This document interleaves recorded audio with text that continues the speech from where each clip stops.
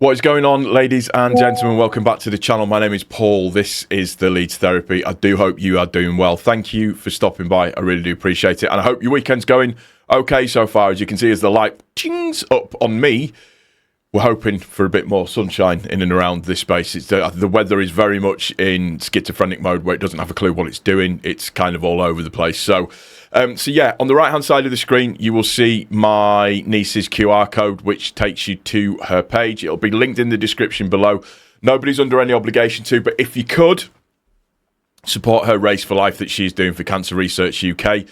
Like I say, you're not under any obligation to, but if you could spare a little bit of change, that would be massively appreciated, and I would hugely love you forever.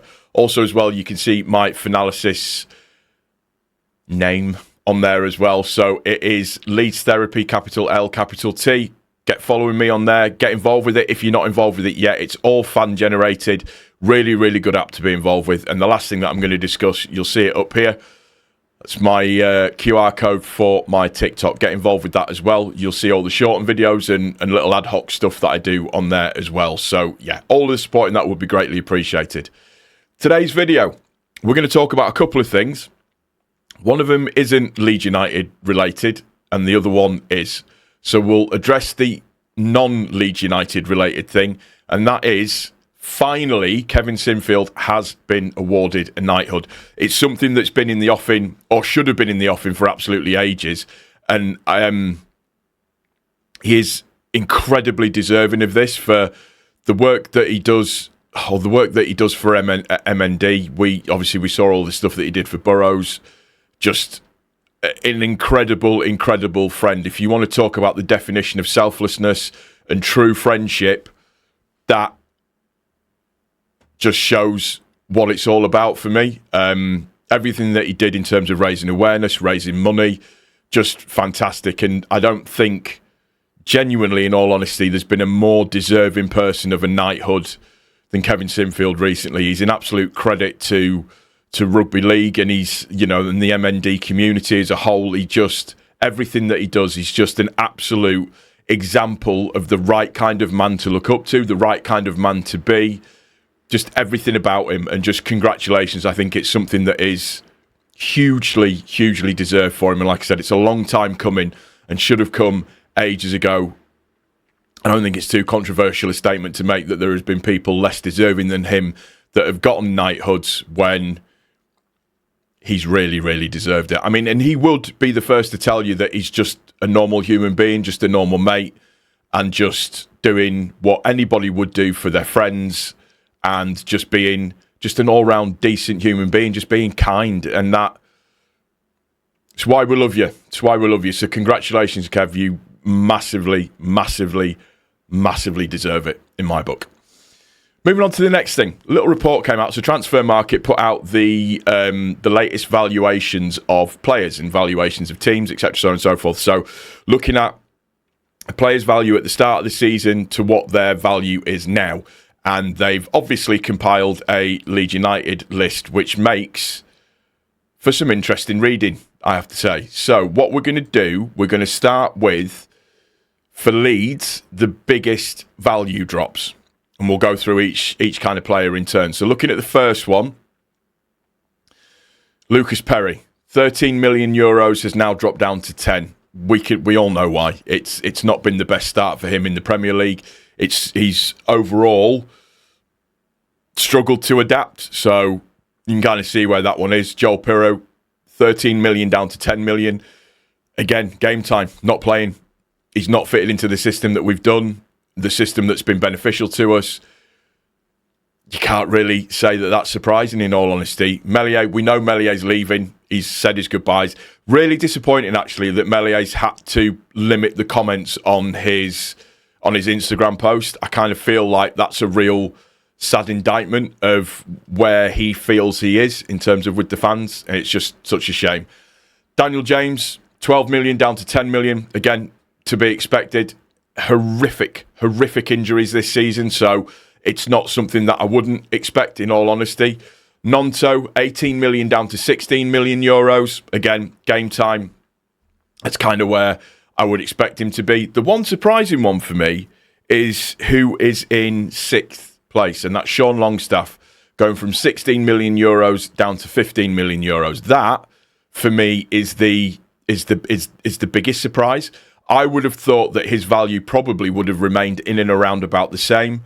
I don't know if that's maybe an age thing, maybe if that's the amount of minutes that he's played, but he's scored a couple of important goals for us this season, and in quite a few games he's been very, very, very good. So just, like I say, I just think it's an interesting thing to show just in terms of values of players and where they are and what they're doing and all of that kind of stuff. So next one, which is the more interesting one for everybody, and I'm going to do it, we'll go through it in reverse order. So most valuable players for Leeds United, that's the top 8 most valuable players overall. So Joe Rodon, 15 million euros. His price has increased to 18 million. For me, Rodon is Mr. Dependable, Mr. Reliable. He just gets on with the job at hand. He is an uber efficient, uber quality defender. I just think he's absolutely fantastically good. Brilliant, brilliant, brilliant. Number 7, Jacobiol. 18 million. Gone up to 20 million in terms of value-wise. He is my favourite defender. In the back three, he is an absolute colossus. The number of strikers that he has kept quiet in the last season is, for me, is absolutely unbelievable and has been brilliant to see. Interestingly, our 6th most valuable player, they say, is Pascal Struijk, 22 million euros. He started at 22 million euros and he's gone to 22 million euros. So he's remained the same. He's wiped his face, as the betting people would say. But what I would say is I would maybe slightly disagree with that.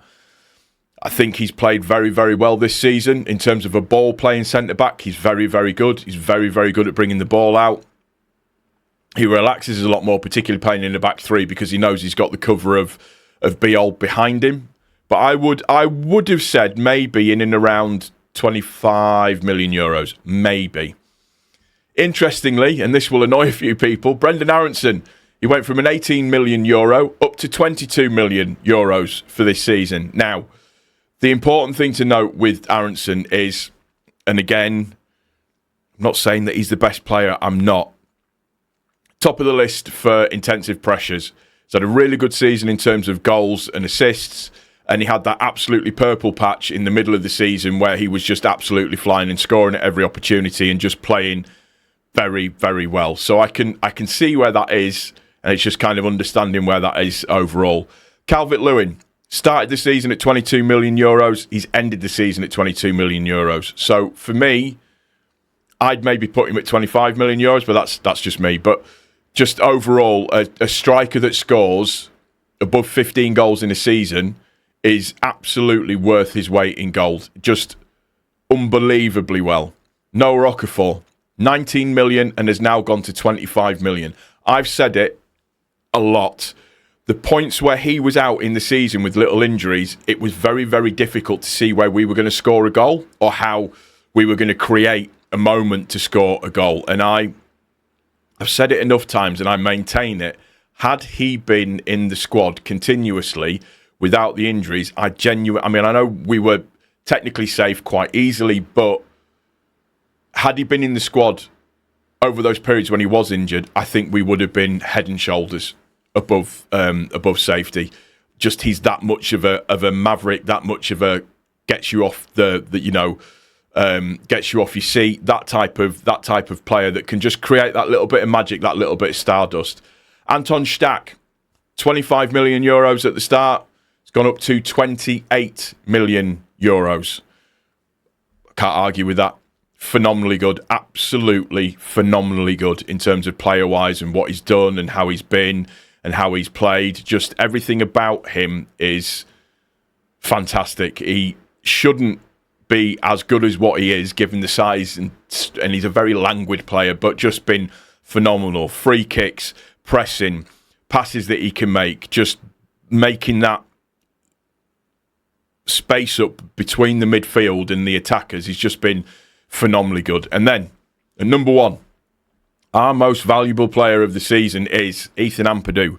He started off at 25 million euros for the start of the season and has now gone to 30 million euros.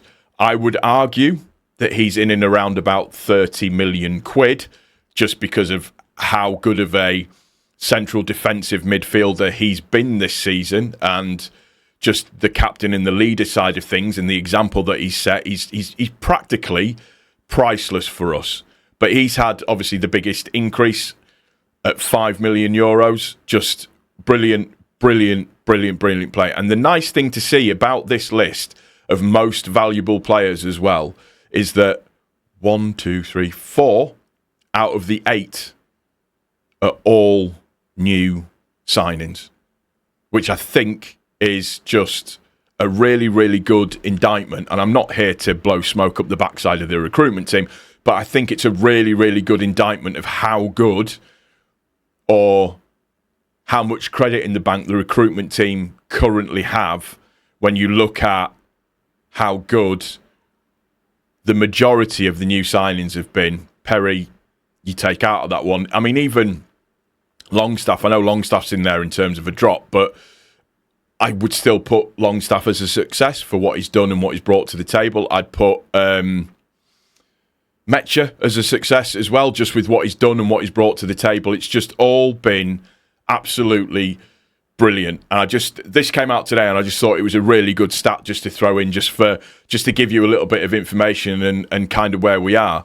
And if we just nip back quickly to the biggest value drops, if, say, for example, we've got Nonto, Pirro and Perry were to go, and maybe possibly Dan James as well, not that I think that they would sell on Dan James, but you've got Wilfred, Pirro, you've got Nonto and Pirro, so that's 10 million, 16, so that's 26 million euro potentially there. If Perry was to go as well, there's maybe another potential 10 million euro, so that's 36 million euro, and this is, again, according to Transfer Market. So there's 36 million euro, and then if we go back to the potential of maybe Strout leaving as well, you can put another 22 million euro on top of that. So in and around 55 to 60 million euro potentially we could bring in to put on top of the coffers. It's just, I'm not saying that that's what's going to happen, but that's the way that my brain works when it comes to stuff like this. But it's just really interesting stuff to read, and I just thought I would share it with you all. It's going to do it for this one. Let me know what you think in the comment section down below. That's really important. Please make sure you subscribe. Please make sure your notifications are turned on. Please make sure, like I said, you're commenting, you're hyping, you're liking the video. If you're listening to the audio version of this as well, either on Apple or on Spotify, make sure that you're giving us a follow, but also as well that you are liking it for me as well.